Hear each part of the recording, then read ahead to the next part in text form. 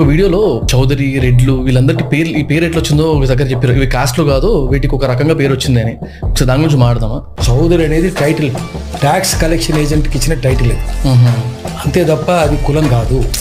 రైతుల దగ్గర వసూలు చేసి 1/4 రాజుకు కప్పం కట్టాలి. చౌత్ వసూలు చేశారు, చౌరాస్తా అంటాం కదా, చౌ అంటే 4వ వంతు వసూలు చేసేటోడు చౌదరి. 1/10 వసూలు చేసి రాజుకి కట్టాలి. అచ్చా, అట్లా వసూలు చేసేటోళ్ళు సర్దేశ్ముఖి అంటారు. సర్దేశ్ముఖి వసూలు చేసేటోళ్ళు దేశ్ముఖులు. ఓకే, వాళ్ళు జనరల్ బ్రాహ్మణులు ఉంటారు. చౌత్ వసూలు చేసేటోళ్ళు కాపులు, కమ్మలు అట్లా ఉంటారు. ఓకే, రెడ్డి అంటే ఏంది అంటే ఇది మనం చెప్పుడు కాదు, సురవ ప్రతాప్ రెడ్డి గారే రాశారు.